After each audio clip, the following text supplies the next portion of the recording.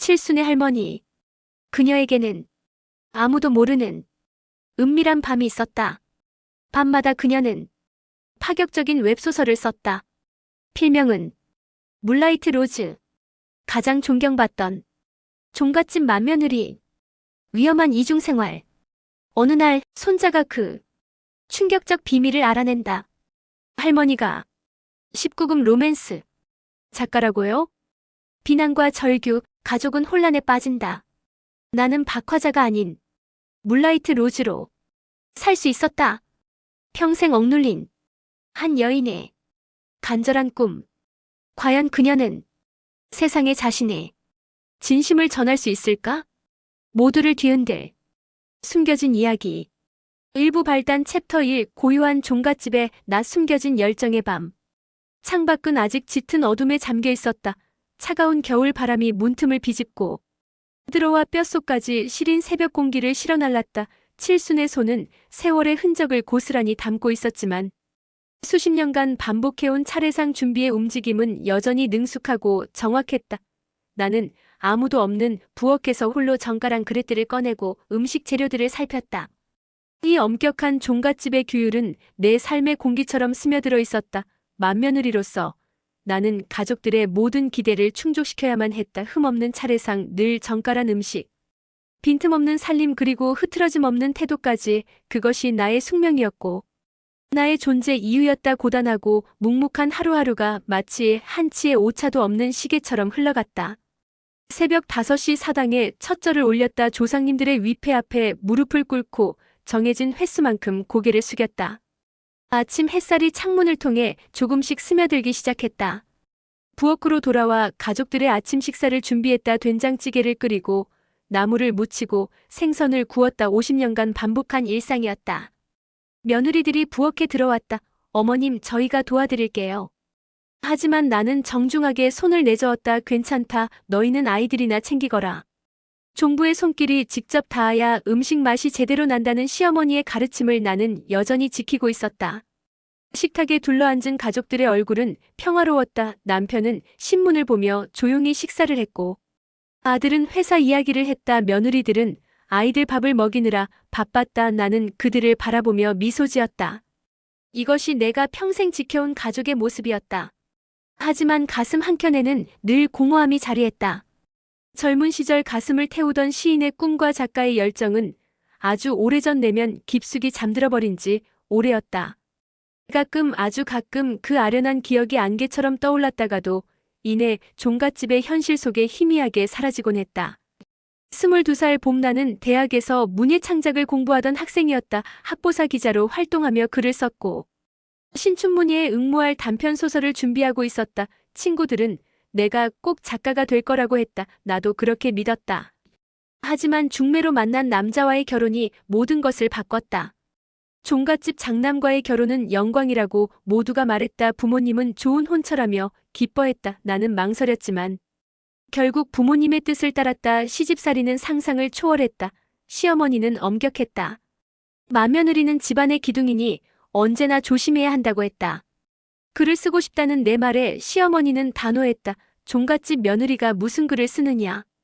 집안일이나 제대로 하라. 꿈은 그렇게 서랍 속으로 들어갔다. 아이를 낳고 키우고 제사를 준비하고 손님을 접대하는 일상이 반복되었다. 어느덧 50년이 흘렀다.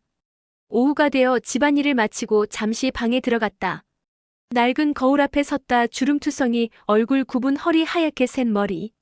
낯선 할머니가 나를 바라보고 있었다. 박화자는 어디로 간 걸까? 종부라는 이름 뒤에 진짜 나는 존재하는 걸까? 저녁 식사를 준비하고 설거지를 마쳤다. 가족들은 각자의 방으로 들어갔다. 남편은 일찍 잠자리에 들었다. 집안이 조용해졌다. 시계를 보니 밤 10시였다. 이제부터가 진짜 내 시간이었다. 해가 지고 집안의 모든 불이 꺼진 채 모두가 깊은 잠에 빠져든 고요한 밤. 그때야 비로소 나만의 은밀한 시간이 시작되었다. 거실 한켠의 낡은 노트북은 내가 세상과 소통하는 유일한 창구였다. 화면에서 새어나오는 희미한 불빛이 어둠 속 나의 얼굴을 비췄다.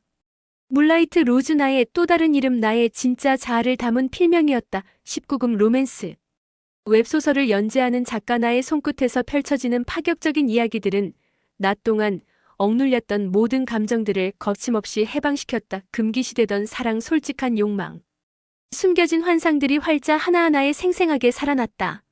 3년 전 손자 우진이 새 노트북을 사면서 쓰던 것을 내게 줬다. 처음에는 뭘 해야 할지 몰랐다. 우진이 기본적인 사용법을 알려줬다. 인터넷 검색, 이메일, 동영상 보기. 어느 날 우연히 웹소설 플랫폼을 발견했다. 호기심에 작품 하나를 읽기 시작했다. 그리고 멈출 수 없었다. 밤새 읽었다. 다음 날도 읽었다. 수십 편을 읽었다. 그러다 문득 생각했다. 나도 쓸 수 있지 않을까. 50년간 쌓아둔 이야기들이 있었다. 첫 작품을 올렸을 때의 떨림을 나는 평생 잊지 못할 것이다. 손가락이 떨려서 제대로 타이핑도 못했다. 업로드 버튼을 누르는데 10분이 걸렸다. 하지만 누르는 순간 50년 묵은 체증이 내려가는 기분이었다. 댓글이 달리기 시작했다. 재밌어요. 다음화 기대됩니다. 문체가 독특해요. 작가님 최고예요.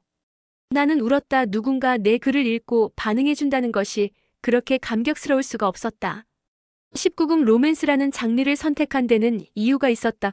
50년간 억눌러왔던 모든 감정, 표현하지 못했던 욕망, 살지 못한 삶.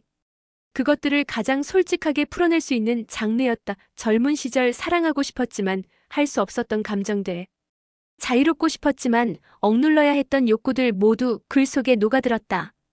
종갓집의 엄숙하고 경건한 분위기와 내가 쓰는 소설의 강렬한 자유로움은 극명하게 대비되며 이중생활의 짜릿함과 동시에 아슬아슬한 긴장감을 선사했다. 글을 쓰는 동안 나는 나 자신이 되었다. 활자 하나하나에 내 모든 상상력과 꿈, 그리고 젊은 시절 이루지 못한 욕망을 담았다. 1년 만에 나는 플랫폼 최고의 작가가 되었다. 조회수는 100만을 넘었고 유료 독자도 수만 명이었다. 독자들의 댓글이 쏟아졌다. 작가님, 이번 화 진짜 미쳤어요. 심장이 떨렸어요. 다음화 언제 나와요? 기다리다 죽을 것 같아요. 광고 수익과 원고료가 들어왔다. 나는 그 돈을 모아 통장을 만들었다. 생애 처음으로 내가 번 돈이었다. 50년간 종부로만 살았던 내가 작가로서 번 돈. 그것은 단순한 돈이 아니라 나의 존재 증명이었다. 하지만 행복과 함께 불안도 찾아왔다. 이 은밀한 비밀은 언제 터질지 모르는 시한폭탄과 같았고 늘 마음 한구석에는 들키게 될지도 모른다는 불안감이 자리 잡고 있었다. 종갓집의 위신은 땅에 떨어질 것이고 보수적인 친척들은 나를 손가락질할 것이다. 특히 밤늦게 글을 쓸 때가 가장 조마조마했다. 누군가 일어나면 어쩌나 복도에서 발소리만 들려도 화들짝 놀랐다. 노트북을 급히 끄고 자는 척했다. 심장이 터질 것처럼 뛰었다. 숨소리를 최대한 죽이고 귀를 기울였다. 하지만 이 밤의 해방감을 포기할 수 없었다. 이 작은 반란만이 나에게 숨쉴 틈을 주었고 다시 살아 숨쉬는 듯한 기분을 안겨주었다. 펜 끝에서 춤추는 문장들은 그 모든 두려움을 잠시 잊게 하는 마법이었다. 나는 밤마다 그렇게 나만의 세계에서 자유를 만끽했다. 오늘 밤도 나는 키보드 앞에 앉았다. 새로운 회차를 써야 했다. 독자들이 기다리고 있었다. 손가락이 키보드 위를 춤추듯 움직였다. 주인공들의 대화가 화면에 펼쳐졌다. 사랑의 고백, 가슴 떨리는 키스 장면. 시계를 보니 새벽 2시였다. 몇 시간 후면 다시 일어나야 한다. 하지만 나는 후회하지 않았다. 비록 몇 시간 못 자도 이 시간만큼은 온전히 나의 것이었다. 마지막 문장을 완성하고 저장 버튼을 눌렀다. 업로드를 했다. 노트북을 끄고 자리에서 일어났다. 창밖을 보니 하늘이 조금씩 밝아오고 있었다. 곧 새벽이 올 것이다. 다시 종갓집 맏며느리 박화자로 돌아가야 할 시간. 하지만 지금 이 순간만큼은 나는 작가 물라이트 로지였다. 방으로 돌아가 이불 속에 누웠다. 눈을 감았다. 독자들의 반응이 벌써 궁금했다. 내일 아침 몰래 확인해 봐야지. 그런 생각을 하며 나는 미소 지었다. 비록 짧은 시간이지만 나는 행복했다. 챕터 2. 위기의 손자. 전설의 작가를 쫓다. 대도시의 빌딩 숲은 언제나 나를 압도했다. 끝없이 솟아오른 회색빛 건물들은 마치 거대한 감옥 같았다. 숨막히는 취업는 속에서 간신히 발을 들인 이곳. 웹소설 플랫폼 별무리의 신입 편집자라는 타이틀은 오히려 나를 더 깊은 불안감 속으로 밀어넣었다. 20대 후반의 나이 보잘것없는 실적은 매일 밤 잠 못 들게 하는 악몽이었다. 월요일 아침 출근하자마자 팀장님의 호출을 받았다. 회의실로 들어가니 팀장과 부장이 심각한 표정으로 앉아 있었다. 나는 긴장한 채 자리에 앉았다. 책상 위에는 내 실적표가 놓여 있었다. 빨간색으로 표시된 하락 그래프가 눈에 들어왔다. 정우진 씨 입사한 지 1년 됐죠. 그동안 실적이 어땠는지 알고 있습니까? 팀장의 목소리는 차갑고 날카로웠다. 죄송합니다. 나는 고개를 숙였다. 신인 작가 발굴 제로, 기존 작가 관리도 미흡 계약 건수 꼴찌 부장이 하나하나 짚어냈다. 솔직히 더 이상 기회를 주기 어려운 상황입니다. 목구멍이 바짝 말랐다. 손바닥에 땀이 났다. 문예창작학과를 졸업하고 편집자의 꿈을 안고 입사했지만 현실은 냉혹했다. 좋은 작가를 찾는 것도 경쟁이었고 작가와의 관계도 쉽지 않았다. 유명 작가들은 이미 대형 플랫폼에 묶여 있었다. 그런데 팀장이 마지막 제안을 했다. 딱 한 달만 시간을 줄게요. 문라이트 로즈 그 작가 알죠? 나는 고개를 끄덕였다. 모를 리 없었다. 업계 최고의 작가 1년 전 혜성처럼 나타나 플랫폼을 뒤흔든 전설적인 존재였다. 그 작가를 데려오세요. 독점 계약만 성사시키면 당신 자리도 지킬 수 있고 우리 플랫폼도 살릴 수 있어요. 팀장님의 호출은 늘 해고를 알리는 전조 같았다. 그의 입에서 플랫폼의 운명을 좌우할 전설적인 익명 작가. 문라이트 로즈의 이름이 나왔을 때 내 심장은 쿵하고 바닥으로 곤두박질 쳤다. 실패는 곧 나의 해고를 의미했다. 필사적으로 작가의 정체를 추적하기 시작했다. 플랫폼 내부의 방대한 자료들을 샅샅이 뒤지고 수많은 온라인 커뮤니티의 작은 게시글 하나 댓글 한 줄까지 놓치지 않으려 혈안이 되었다. 흩어진 조각들을 모아 문라이트 로즈라는 이름 뒤에 숨은 그림자를 쫓았다. 밤늦게까지 사무실에 남아 작품을 분석했다. 문체 어휘 선택 문장 구조 비유법 모든 것을 엑셀에 정리했다. 작가가 독자와 나눈 댓글도 하나하나 읽었다. 하지만 단서는 없었다. 작가는 철저하게 자신을 숨기고 있었다. 2주일이 지났다. 진전이 없었다. 초조함이 커졌다. 한 달이라는 시간은 빠르게 흘러갔다. 불면증이 시작됐다. 밤마다 천장을 바라보며 걱정했다. 이대로 실패하면 나는 어떻게 되는 걸까? 그때 명절이 다가왔다. 추석이었다. 부모님은 안동 할머니 댁에 가자고 했다. 나는 망설였다. 지금 휴가를 낼 상황이 아니었다. 하지만 부모님의 성화에 결국 따라 나섰다. 명절을 맞아 오랜만에 고향 종갓집을 찾았다. 서울의 차가운 빌딩 숲과는 전혀 다른 익숙하고 따뜻한 풍경 속에서 나는 잠시 현실의 무게를 잊으려 애썼다. 왁자지껄한 가족들의 웃음소리와 정겨운 대화가 집안을 가득 채웠다. 하지만 내 머릿속은 온통 문라이트 로즈로 가득했다. 할머니 박화자의 서재는 늘 오래된 책과 세월의 냄새로 가득했다. 어릴 적 나는 이곳에서 숙제를 하곤 했다. 책장에는 고전 소설들이 빼곡히 꽂혀 있었다. 춘향전, 심청전, 홍길동전. 저녁 식사 후 어른들이 거실에서 차를 마실 때 나는 서재로 향했다. 책상 위를 무심코 살펴보다가 낡은 공책을 발견했다. 그곳에서 나는 우연히 낡은 책갈피 사이에서 메모 한 장을 발견했다. 낯선 필기체로 쓰인 로맨스 소설 플롯이었다. 정교하고 섬세한 문장들이 빼곡히 적혀 있었다. 남자 주인공 재벌 이사 30대 중반 냉철하지만 내면의 상처 여자 주인공 작은 카페 운영 20대 후반 밝지만 과거의 아픔. 첫 만남 비 오는 날 우산 사건 갈등 신분 차이와 주변의 반대.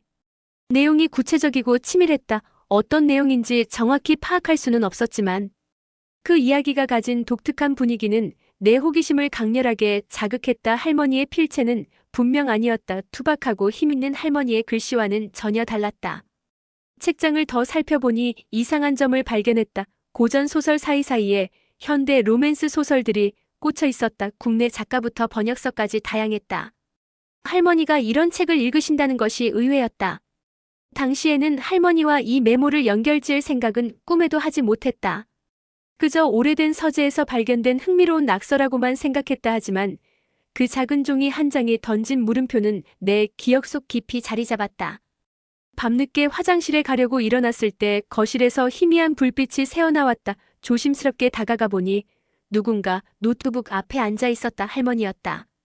박화자 할머니는 집중한 채 키보드를 두드리고 있었다. 나는 숨을 죽였다. 할머니의 표정이 낯설었다. 낮에 보던 자애로운 할머니가 아니었다. 진지하고 열정적인 얼굴이었다. 무언가에 몰입한 사람의 표정이었다. 할머니가 고개를 들었다. 우진이었구나. 앉았니? 화장실 가려고요. 할머니는 뭐 하세요? 나는 당황해서 물었다. 그냥 이메일 좀 보고 있었어. 할머니는 재빨리 노트북을 닫았다. 너도 빨리 자거라.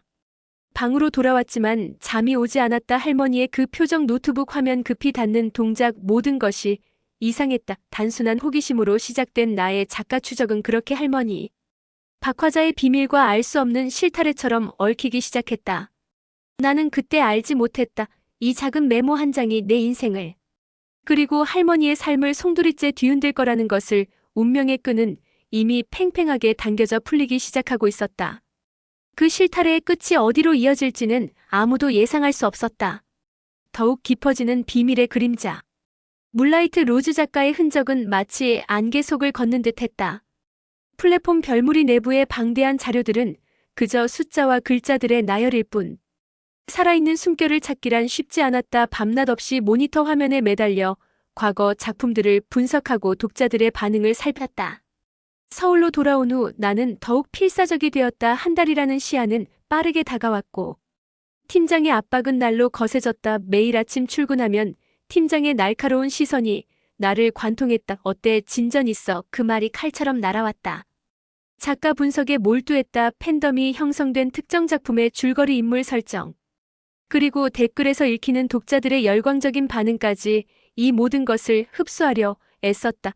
수많은 온라인 커뮤니티의 게시판을 헤집고 다니며 작은 단서 하나라도 놓칠세라 눈을 비볐다. 물라이트 로즈의 작품에는 독특한 특징이 있었다. 단순히 자극적인 장면만을 나열하지 않았다. 인간의 내면을 깊이 있게 파고들었다. 특히 중년 여성 인물들의 심리 묘사가 놀라울 정도로 섬세했다. 젊은 작가가 쓰기 어려운 깊이였다. 또 하나 특이한 점은 전통 문화에 대한 묘사였다. 한 작품에서는 제사 음식을 만드는 장면이 나왔다. 된장찌개를 끓이는 방법, 나물을 무치는 순서, 생선을 굽는 기술, 너무나 구체적이고 정확했다. 직접 수십 년간 해본 사람이 아니면 쓸 수 없는 내용이었다. 다른 작품에서는 종가의 예법이 등장했다. 차례상을 차리는 규칙, 절하는 방법, 손님 접대하는 법, 모든 것이 한치의 오차도 없이 정확했다.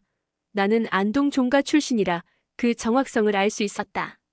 작가의 필명 뒤에 숨겨진 진짜 정체를 알아내는 것이 나의 유일한 목표이자 생존 수단이었다. 해고의 압박은 시한폭탄처럼 나를 조여왔다. 밤마다 악몽을 꾸었다. 팀장이 해고 통보를 하는 꿈, 사무실에서 짐을 싸는 꿈. 그러다 문득 할머니 박화자의 모습이 머릿속을 스쳤다. 명절에 할머니 서재에서 우연히 발견했던 그 로맨스 플롯 메모.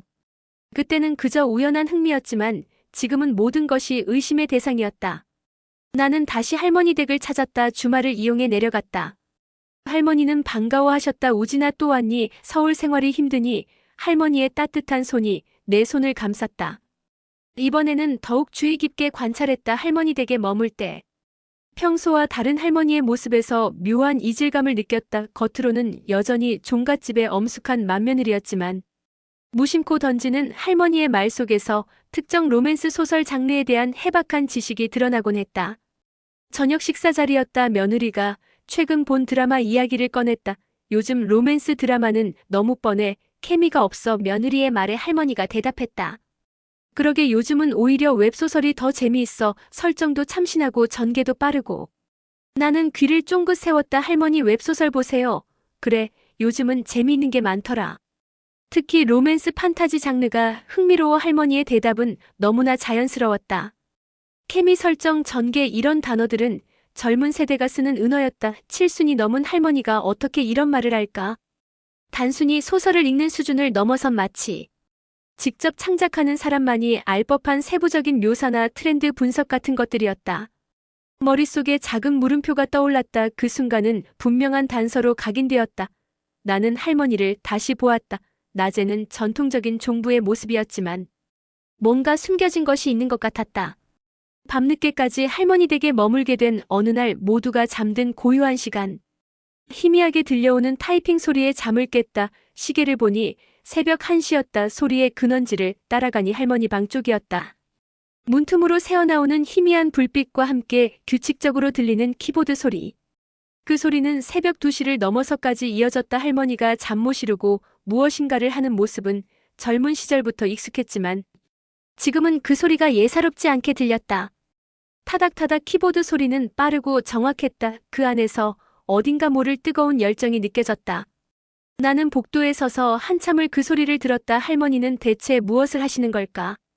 다음 날 아침 할머니는 평소처럼 새벽 5시에 일어나셨다. 피곤한 기색 하나 없이 차례상을 준비하셨다. 놀라운 체력이었다. 밤새 글을 쓰고도 아침 일찍 일어나 가족들을 돌보다니. 더욱 나를 혼란스럽게 했던 것은 할머니가 불쑥 내뱉는 젊은 세대의 은어들이었다. 처음에는 텔레비전 프로그램이나 드라마에서 들었을 것이라 치부했다 하지만 할머니는 그 단어들을 아주 자연스럽게 그리고 놀랍도록 적절한 상황에 사용했다. 손주가 학교 이야기를 했다. 반에서 인기 많은 친구 이야기였다. 할머니가 웃으며 말했다. 그 친구 비주얼이 좋은가 보구나. 모두가 놀라서 할머니를 보았다. 비주얼이라는 단어를 할머니가 쓰다니.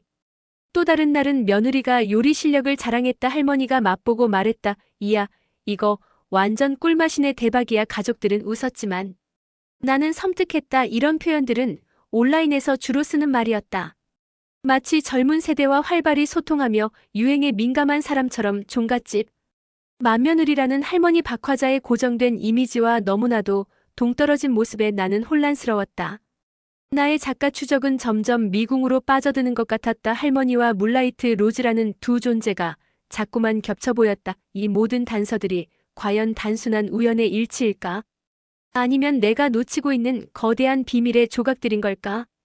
불안감이 그림자처럼 나를 따라다녔다. 한편으로는 말도 안 되는 생각이었다. 칠순이 넘은 종갓집 할머니가 19금 로맨스 작가라니. 하지만 다른 한편으로는 모든 증거가 그쪽을 가리키고 있었다. 나는 할머니를 더 깊이 관찰하기 시작했다. 할머니의 하루일과 행동 패턴, 말투 모든 것을 기록했다. 마치 탐정이 된 기분이었다. 죄책감도 들었지만 생존이 걸린 문제였다. 한편 박화자 할머니의 시점에서도 변화가 일어나고 있었다. 나의 낮과 밤은 완전히 다른 세상이었다. 낮에는 종갓집의 맏며느리 박화자. 가족들의 기대는 무거운 짐처럼 나를 짓눌렀다. 흠없는 모습, 항상 정갈한 자세로 모두를 돌봐야만 했다. 그러나 밤이 되면 나는 물라이트 로즈가 되어 노트북 앞에서 은밀한 열정을 불태웠다. 손끝에서 춤추는 문장들은 나를 자유롭게 했다. 금기시되던 사랑, 솔직한 욕망, 숨겨진 환상들이 활자 하나하나에 생생하게 살아났다. 하지만 이 비밀이 깊어질수록 나의 고립감은 더욱 심해졌다. 아무에게도 털어놓을 수 없는 이중 생활은 때로 나를 지독히 외롭게 만들었다. 가족들은 내가 낮에 보여주는 완벽한 모습만을 원했고 나의 내면 속 꿈과 욕망은 그들에게 존재하지 않는 것이었다. 그들의 무관심은 나의 비밀을 더욱 견고하게 만들었다. 아무도 내가 밤마다 글을 쓴다는 것을 알지 못했다. 아무도 내가 수만 명의 독자를 가진 작가라는 것을 몰랐다. 나는 투명인간처럼 느껴졌다.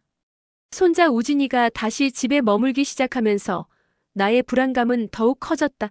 내가 늦은 밤 글을 쓰는 소리가 혹시라도 들리지는 않을까? 혹여나 내가 로맨스 소설에 대해 무심코 내뱉은 말이 그 아이의 예리한 눈에 띄지는 않을까? 우진이는 영리한 아이였다. 어릴 때부터 관찰력이 뛰어났다. 요즘 나를 보는 우진이의 눈빛이 예사롭지 않았다. 무언가를 의심하는 눈빛이었다. 가슴이 철렁했다. 젊은 세대의 은어를 나도 모르게 사용하고는 스스로 화들짝 놀라기도 했다. 평생을 억누르며 살아온 나의 본능적인 모습이 자꾸만 새어나오는 것 같아 초조했다. 밤마다 독자들과 댓글로 소통하다 보니 그들의 언어가 자연스럽게 배어들었다. 이 비밀이 탄로나면 모든 것이 무너질 것 같았다. 평생 지켜온 종갓집의 명예, 가족들의 기대. 내가 쌓아온 모든 것이 물거품이 될까 두려웠다. 특히 보수적인 친척들의 반응이 겁났다. 칠순 종부가 19금 소설을 쓴다니 상상만 해도 끔찍했다. 이웃들은 나를 그저 고집세고 엄격한 종부로만 여겼다. 나에게 허락된 삶의 역할은 그들에게 이미 정해져 있었다. 가족들 역시 내가 가진 내면의 복잡한 감정이나 작가로서의 열정 따위는 알지 못했다. 그들의 무심한 시선과 무지함은 나의 억울함을 더욱 키웠다. 내가 글을 쓰는 이유를, 내가 왜 이런 위험한 도전을 하는지를 아무도 이해해주지 못할 것이라는 절망감이 가슴을 짓눌렀다. 오랫동안 인내하며 살아왔던 나의 삶, 그 인내의 끝에서 나는 나만의 방식으로 해방을 찾았는데 그것마저도 허락되지 않을까 두려웠다. 밤이 깊어질수록 노트북 화면 속 글자들은 나의 유일한 위안이자 동시에 나를 옥죄는 그림자처럼 느껴졌다. 나의 비밀은 점점 더 깊은 그림자 속으로 숨어들었다 하지만 동시에 그 그림자는 점점 커지고 있었다. 언젠가는 햇빛에 드러날 수밖에 없는 그림자 그날이 두려웠다. 챕터 4 결정적 증거 충격적인 진실과의 마주침.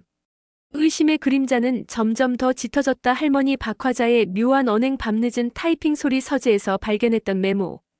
이 모든 조각들이 하나의 거대한 퍼즐을 만들고 있는 듯했다. 나는 결심했다. 더 이상 추측만 할 수는 없었다. 확실한 증거가 필요했다. 나는 무언가에 홀린 듯 다시 할머니의 서재로 향했다. 그날따라 유독 낡은 책상 위 할머니 박화자의 노트북이 나의 시선을 잡아 끌었다. 할머니는 아침 식사 후 잠시 낮잠을 주무시는 중이었다. 온 집안이 조용했다. 심장이 쿵쾅거렸다. 이런 짓을 하는 나 자신이 한심했지만 멈출 수 없었다. 직장이 걸린 문제였고 내 미래가 걸린 문제였다. 조심스럽게 노트북을 열었다. 손이 떨렸다. 화면 보호기가 풀리자 나의 심장은 멎는 듯했다. 바탕화면에 익숙한 이름이 선명하게 보였다. 물라이트 로즈. 그리고 그 아래로 수많은 파일 목록들. 나의 손은 주체할 수 없이 떨렸다. 두려움과 흥분. 그리고 알 수 없는 불길한 예감들이 뒤섞였다. 이게 정말 할머니의 노트북이 맞나? 다시 한번 주변을 둘러봤다. 분명 할머니의 서재였고 할머니의 노트북이었다. 클릭 한 번으로 파일이 열렸다. 화면 가득 펼쳐진 문장들은 내가 그토록 찾아 헤매던 물라이트 로즈의 작품이었다. 독특한 문체와 파격적인 서사. 인물들의 섬세한 감정선 이전에 플랫폼에서 밤새도록 분석했던 작품들과 완벽하게 일치했다. 다른 파일들도 열어봤다. 모두 소설 원고였다. 아직 업로드되지 않은 다음. 회차들 플롯 구상 메모 캐릭터 설정 모든 것이 그곳에 있었다. 더 이상 의심할 여지가 없었다. 나는 숨을 들이켰다. 할머니가 나의 종갓집 할머니 박화자가 바로 그 전설적인 익명 작가 물라이트 로즈였다니. 눈앞의 현실을 믿을 수 없었다. 머릿속은 온통 혼란과 충격으로 가득 찼다. 내가 그토록 찾아 헤매던 작가가 가장 가까이에 그것도 상상조차 할 수 없었던 할머니였다니. 세상에 이런 일이 있을 수 있을까? 며칠 전 할머니 서재에서 발견했던 그 로맨스 플롯 메모가 다시 떠올랐다. 나는 떨리는 손으로 서둘러 그 메모를 찾아냈다. 그리고 노트북. 화면 속 물라이트 로즈의 연재작과 메모 속 문장들을 대조하기 시작했다. 놀랍게도 메모 속 핵심적인 플롯 전개와 인물의 섬세한 감정선, 심지어 몇몇 대사까지 실제 연재작의 내용과 소름 끼치도록 일치했다. 그때는 그저 오래된 흔적이라 치부했던 것들이 이제는 너무나도 명확한 결정적 증거로 눈앞에 놓여 있었다. 모든 퍼즐 조각이 제자리를 찾은 순간 나는 망치로 머리를 한 대 맞은 듯한 거대한 충격에 휩싸였다. 주저앉아야 할 것 같았다. 다리에 힘이 풀렸다. 책상을 붙잡고 겨우 균형을 유지했다. 숨쉬기가 힘들었다. 이 엄청난 진실 앞에서 나는 극심한 내적 혼란을 겪었다. 내가 존경하던 종갓집의 명예로운 맏며느리 할머니 박화자와 19금 로맨스 웹소설을 쓰는 파격적인 작가 물라이트 로즈. 이 두 이미지는 도저히 한 사람에게서 나올 수 없는 것처럼 보였다. 배신감마저 들었다. 어쩌면 나만 몰랐던 할머니의 이중 생활에 대한 배신감일 수도 있고 내가 할머니를 너무나도 고정된 틀 안에 가두고 바라봤다는 사실에 대한 스스로의 배신감일 수도 있었다. 종갓집의 명예와 할머니의 파격적인 행동 사이에서 나는 길을 잃었다. 이 엄청난 비밀을 어떻게 감당해야 할까? 팀장님에게 보고해야 할까? 나의 미래가 걸린 문제였다. 하지만 동시에 할머니의 삶이 걸린 문제이기도 했다.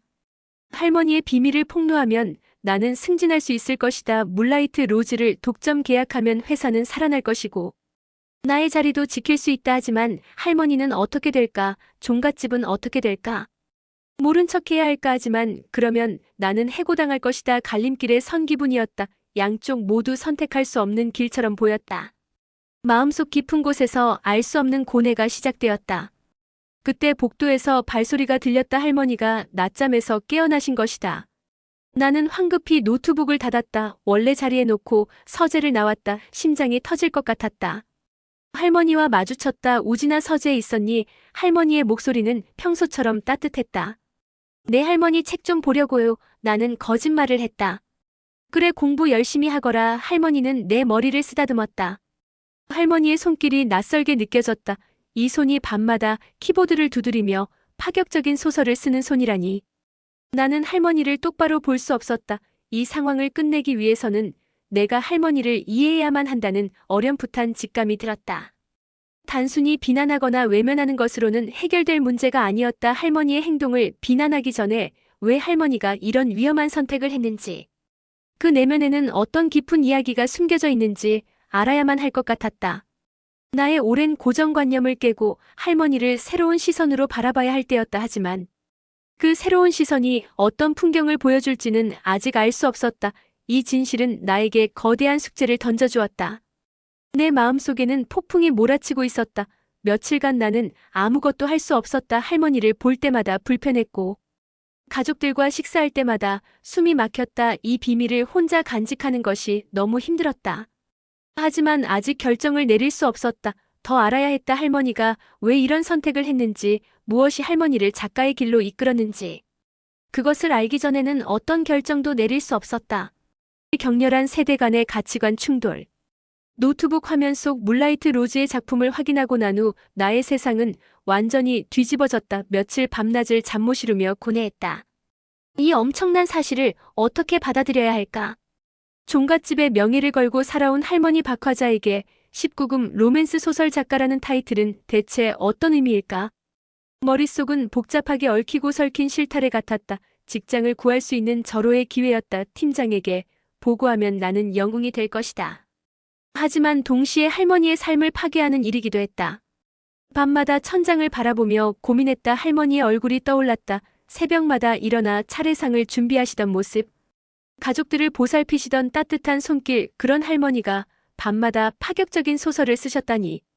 며칠을 망설이다 나는 결심했다. 더 이상 혼자 감당할 수 없었다. 진실을 직시해야 했다. 혼란스러운 마음으로 나는 결국 할머니 박화자를 찾아갔다.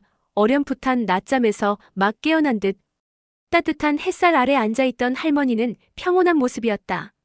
하지만 그 평온함 속에서 나는 더 이상 모른 척할 수 없는 거대한 진실의 그림자를 보았다. 심장이 빠르게 뛰었다. 입이 바짝 말랐다. 하지만 물어야 했다. 할머니 문라이트 로즈가 할머니세요? 나의 목소리는 미세하게 떨렸다. 그 질문은 수십 년간 꽁꽁 숨겨왔던 할머니의 내면을 건드리는 칼날 같았을 것이다. 할머니 박화자의 얼굴에서 모든 핏기가 가셨다. 그 표정은 내가 본 적 없는 깊은 당황과 수치심 그리고 분노가 뒤섞인 것이었다. 할머니의 손은 공중에서 굳어버렸고 눈빛은 마치 덫에 걸린 야수처럼 흔들렸다. 길고 긴 침묵이 방을 짓눌렀다. 그 침묵 속에서 할머니의 내면에서 격렬한 감정들이 소용돌이치고 있음을 느낄 수 있었다. 오지나 내가 어떻게 그걸. 할머니 박화자의 목소리는 믿을 수 없다는 듯 허공을 헤매었다.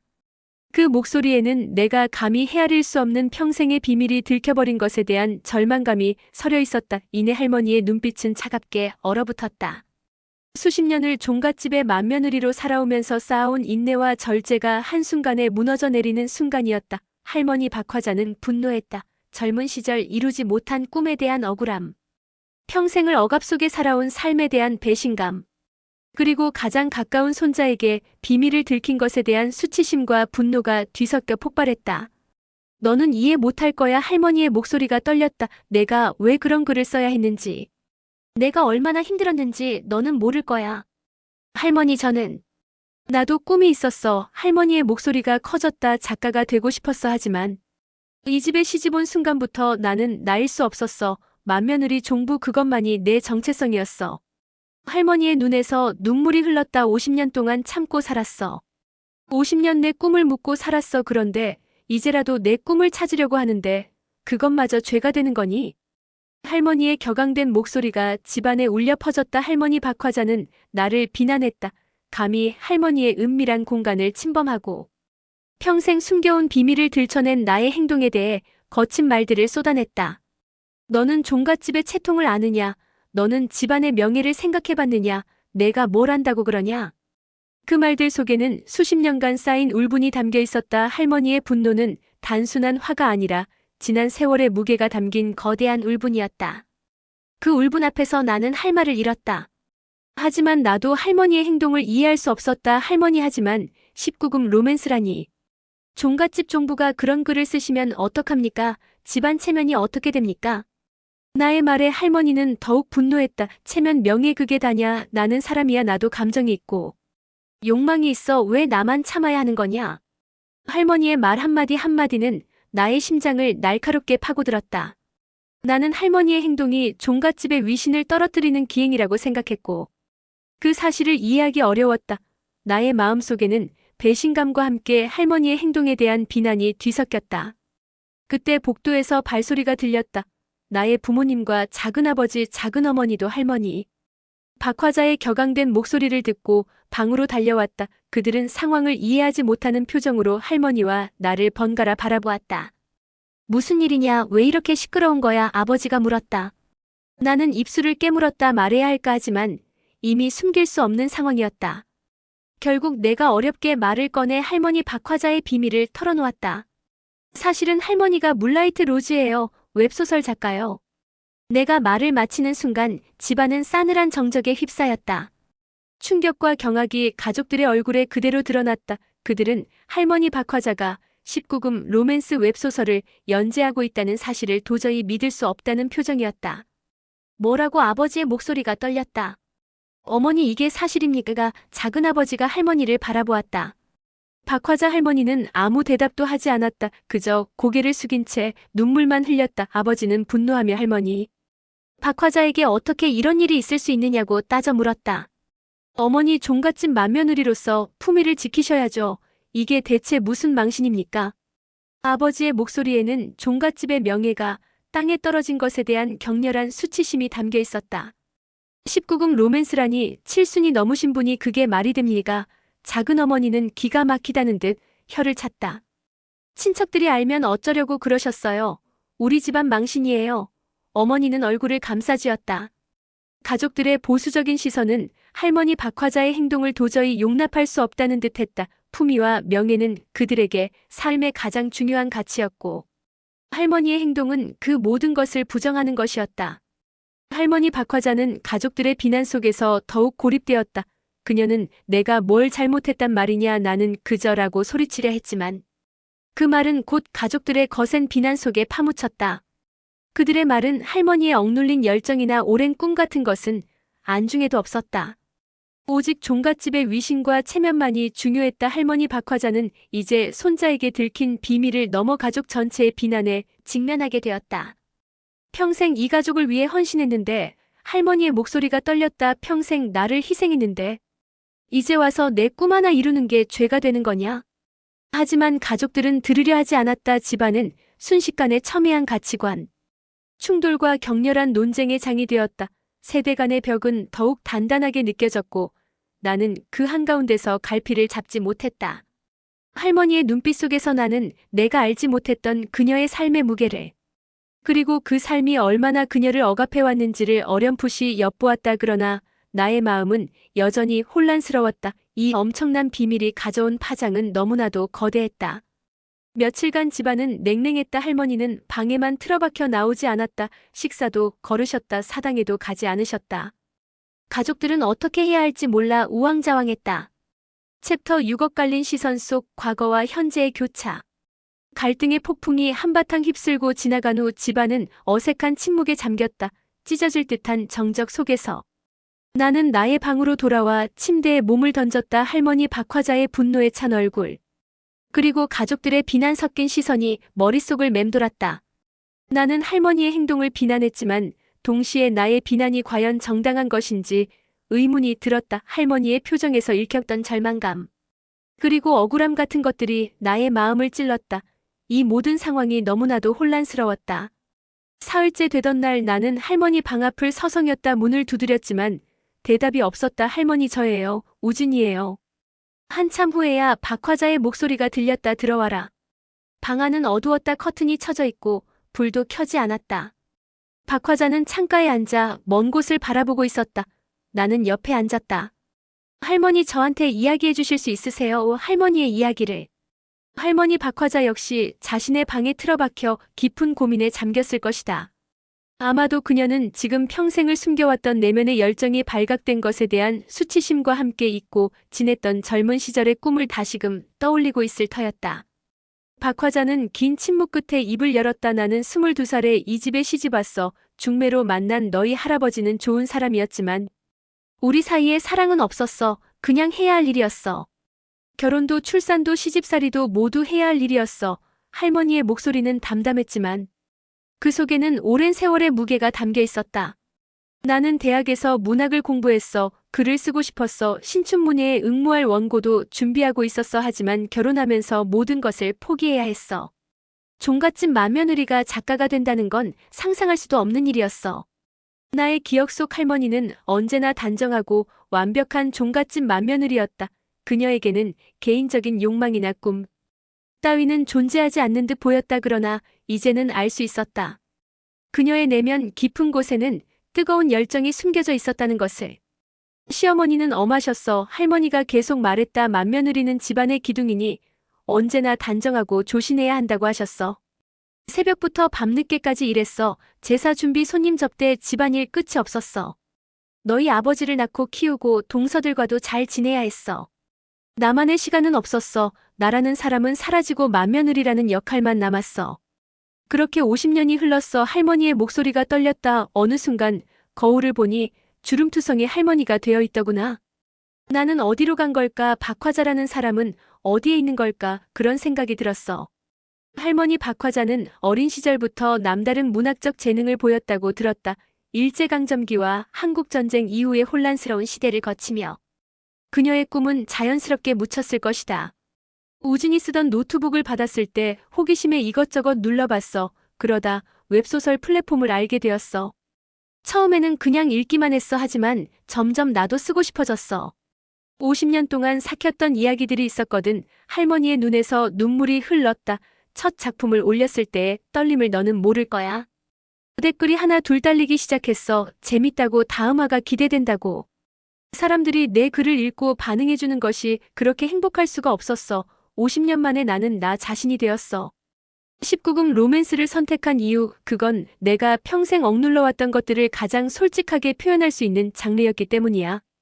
나도 젊었을 때 사랑하고 싶었고 자유롭고 싶었어. 하지만 그럴 수 없었어.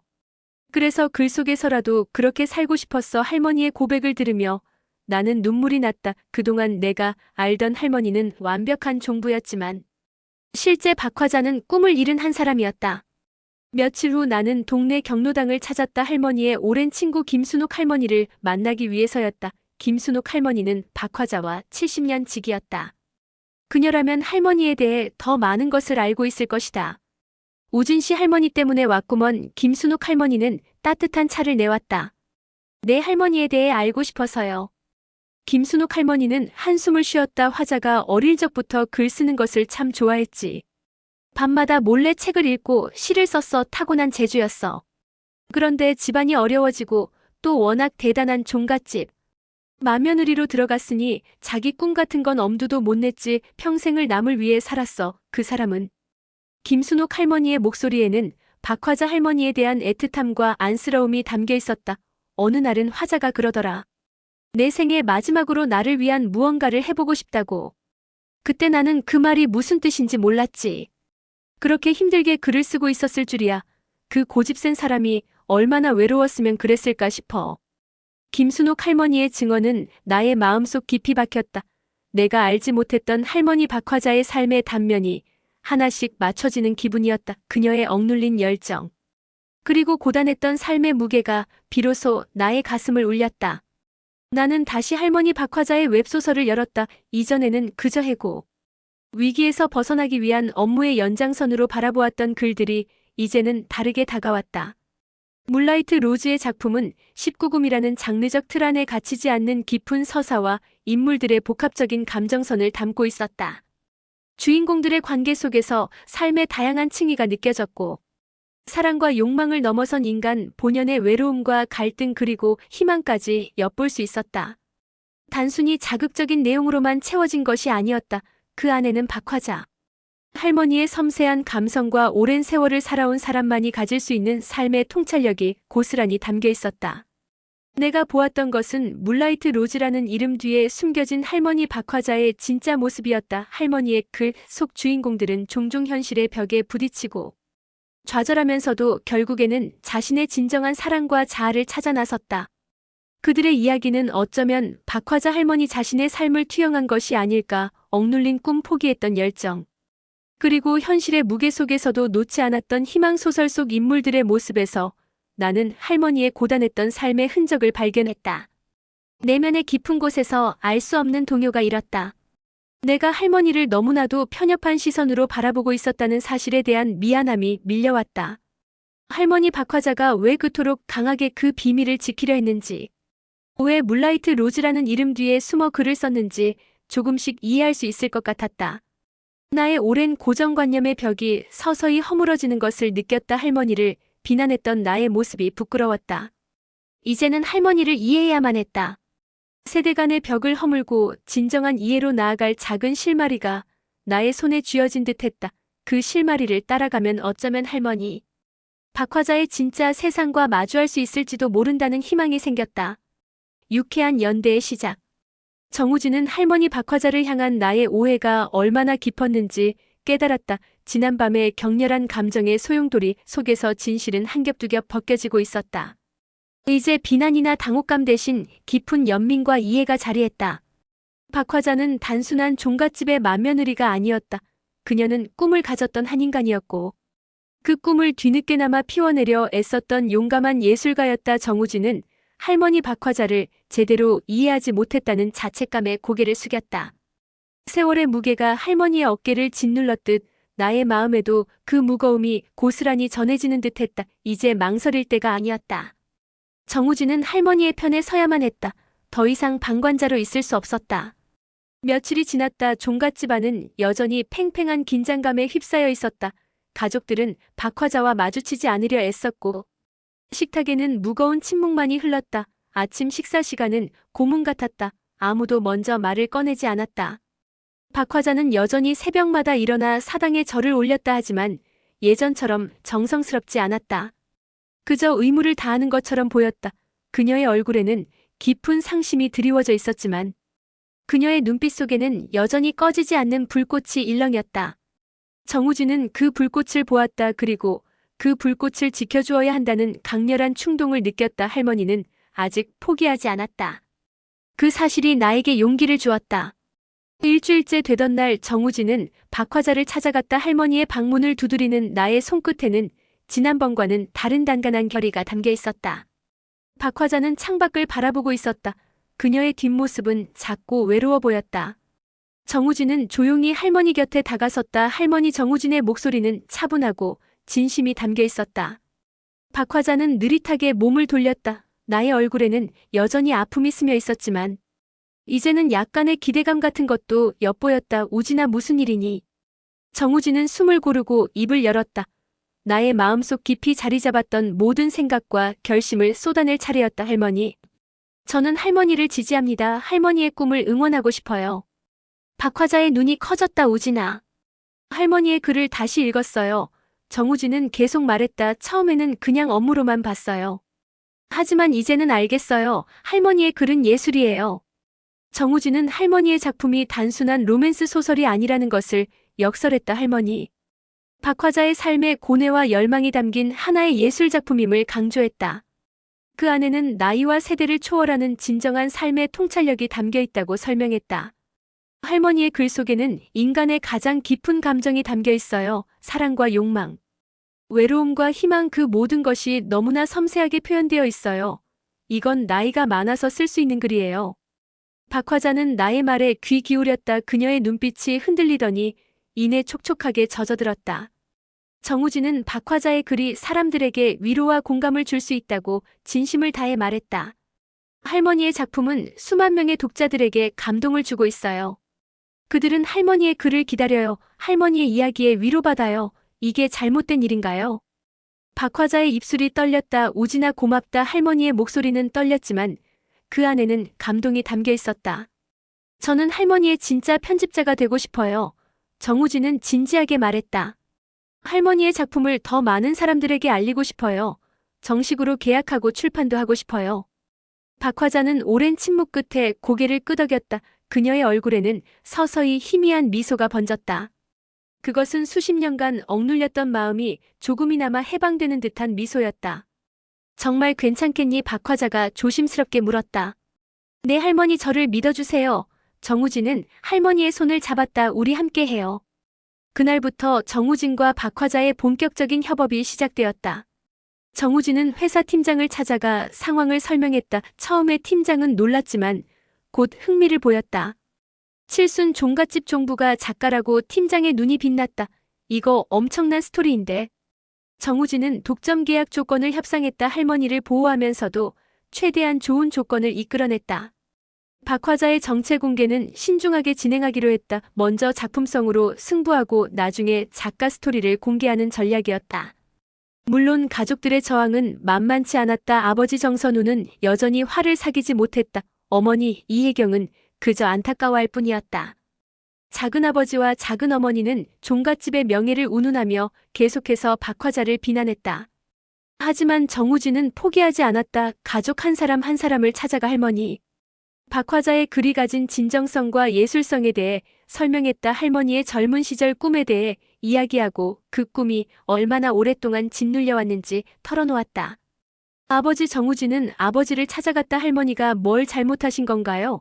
평생 이 집을 위해 헌신하셨잖아요. 이제 할머니 자신을 위해 사는 게 죄인가요? 아버지는 말문이 막혔다. 하지만 종갓집의 체면보다 사람이 먼저예요. 정우진은 목소리를 높였다. 할머니도 할머니 인생이 있어요. 우리가 할머니의 꿈을 빼앗을 권리는 없어요. 정우진은 박화자의 웹소설이 결코 망측하거나 저급한 것이 아님을 논리적으로 설명했다. 그 안에는 인간의 가장 깊은 감정과 욕망이 섬세하게 그려져 있으며 이는 문학의 한 갈래로서 충분한 가치를 지닌다고 말했다. 어머니에게도 찾아갔다. 어머니도 꿈이 있으셨죠? 결혼하고 포기하신 꿈 있으시잖아요. 어머니 이혜경의 눈이 흔들렸다. 그래, 나도 피아니스트가 되고 싶었지. 할머니도 마찬가지예요. 50년을 참고 사셨어요. 이제라도 꿈을 이루시는 게 뭐가 잘못인가요? 처음에는 냉담했던 가족들의 시선에도 조금씩 변화가 생겼다. 특히 어머니 이혜경은 정우진의 이야기를 들으며 박화자를 향한 연민과 이해를 드러냈다. 어머님 그동안 힘드셨죠? 어머니는 박화자를 찾아가 손을 잡았다. 미안해요. 제가 몰라봤어요. 박화자는 며느리의 손을 꽉 잡았다. 고맙다. 나를 이해해줘서. 아버지도 천천히 마음을 열기 시작했다. 어머니, 제가 좁은 생각만 했습니다. 어머니의 꿈을 응원하겠습니다.